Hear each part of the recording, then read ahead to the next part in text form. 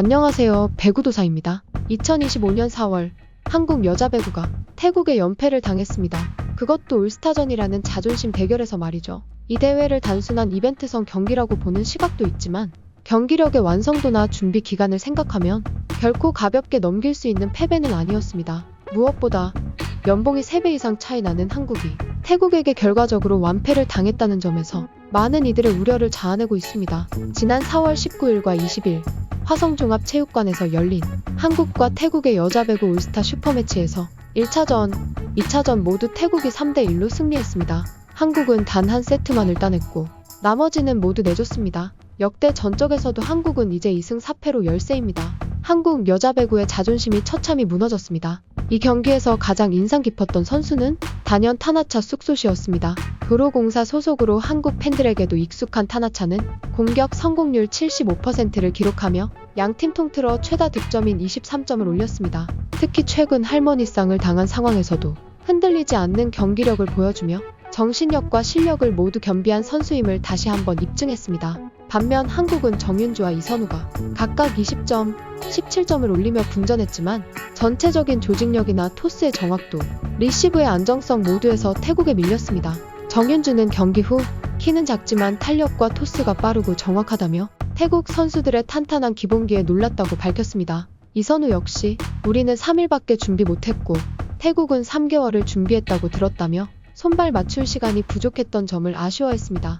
그러나 이는 단순한 준비 기간의 문제가 아닙니다. 한국은 연봉 수준에서 태국보다 3배 가까이 높습니다. 하지만 투자 대비 결과는 정반대였습니다. 실전 운영 능력, 기본기, 정신력, 그리고 연계 플레이까지 태국이 우위였습니다. 태국이 한국을 이기기 위해 수개월간 집중 훈련을 진행한 반면 한국은 시즌 종료 후 불과 사흘 만에 대표팀이 소집되었는데요. V리그가 끝난 시점에 선수들은 컨디션을 회복할 겨를도 없이 다시 경기에 나서야 했고 훈련도 최소화된 상태였습니다. 분명 태국에 비해서는 불리한 조건이었고 팬서비스 차원의 이벤트성 경기였다 하더라도 결과가 이토록 뼈아플 줄은 누구도 예측하지 못했을 겁니다. 그러나 분명한 건 태국은 이 이벤트를 국가대표 자존심의 무대로 삼았고 우리는 그저 시즌 연장전처럼 소화했다는 사실입니다. 이번 연패는 단순한 한 경기의 결과가 아니라 우리 배구가 어떤 방향으로 나아가야 하는지를 묻는 신호탄입니다. 훈련 시스템, 시즌 운영, 대표팀 일정, 그리고 선수 기용 방식까지 전반적인 점검이 필요한 시점입니다.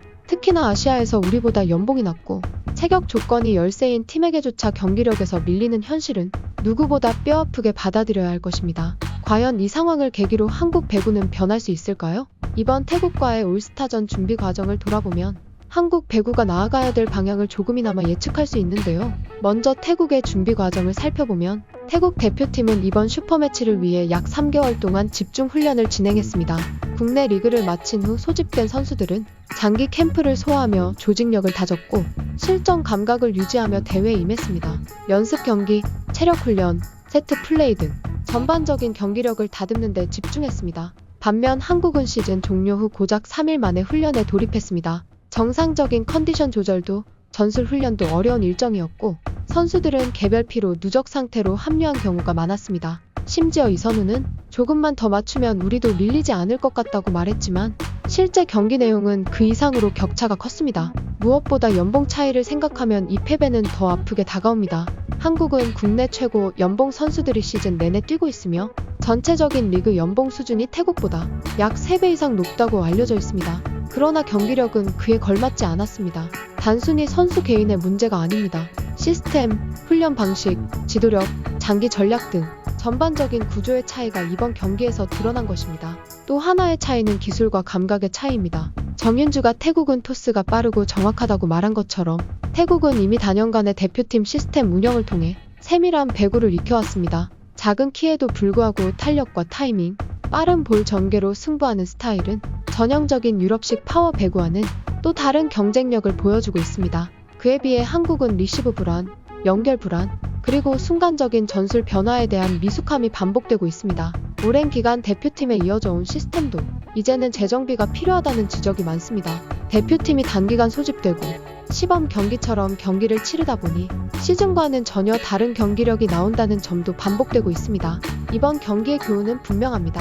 이제는 시즌이 끝났다고 대표팀 경기를 이벤트처럼 치러서는 안 됩니다. 태국처럼 장기적 준비와 조직적인 운영, 그리고 세대 교체를 향한 체계적인 접근이 필요합니다. 연봉을 높이는 것만으로는 경기력을 끌어올릴 수 없습니다. 지금 필요한 것은 투자에 맞는 시스템의 설계와 실행력입니다. 그리고 중요한 건 팬들은 이 모든 걸 지켜보고 있다는 겁니다. 슈퍼매치 2차전에는 2,588명이 입장했습니다. 시즌이 끝났음에도 경기장을 찾아주는 팬들이 있다는 건 한국 배구에 여전히 기대를 거는 사람들이 있다는 뜻입니다. 그들의 기대에 부응하기 위해서라도 이제는 말이 아닌 행동이 필요한 시점입니다.